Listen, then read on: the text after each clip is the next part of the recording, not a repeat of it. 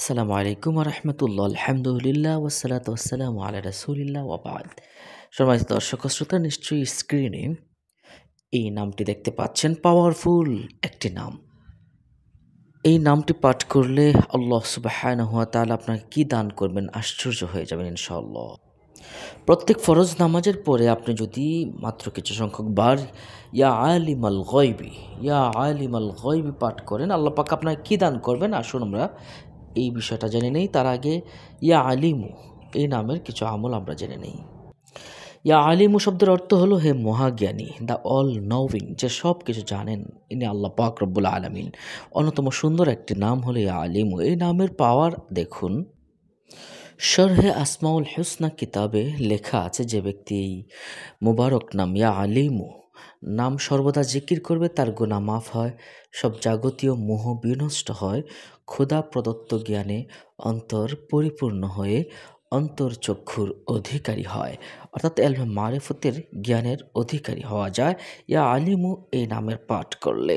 সম্মানিত দর্শক ও শ্রোতা, দেখুন, যাদের জ্ঞান বুদ্ধি একটু কম আছে, যাদের স্মৃতিশক্তি একটু কম আছে, তারা যদি ইয়া আলিমু এই নামটি প্রত্যেক দিন ২১ বার পাঠ করে পানিতে ফু দিয়ে ওই পানিটা যদি ৪০ দিন প্রত্যেক দিন খালি পেটে কোনো ছেলে মেয়েকে পান করায়, তাহলে ছেলে মেয়ের ইনশাআল্লাহ স্মরণ শক্তি বৃদ্ধি পেয়ে লেখাপড়ায় বিদ্বান হবে।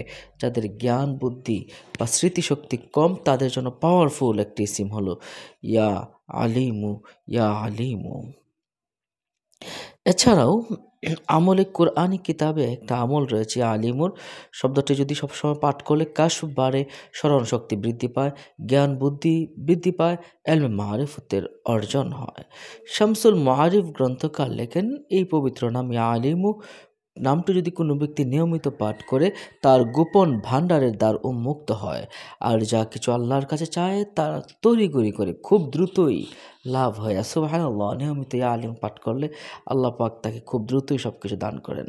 এখন শুন ইয়া আলিম আল গায়েব, ইয়া আলিম আল গায়েব, যে ব্যক্তি প্রত্যেক নামাজের পরে, ফরজ নামাজের পরে ১০০ বার ইয়া আলিম আল গায়েব, ইয়া আলিম আল গায়েব, ইয়া আলিম আল গায়েব এভাবে জিকির করবে, সাহেবে কাশফ, আল্লাহ তাকে সাহেবে কাশফ বা কাশফের অধিকারী করে দিবেন, অদৃশ্য জ্ঞান দান করবেন। সামনে কি হবে না হবে, কোন পথে গেলে ভালো হবে না হবে, এই জ্ঞানগুলো আল্লাহ পাক দান করেন ইয়া আলিম আল গায়েব।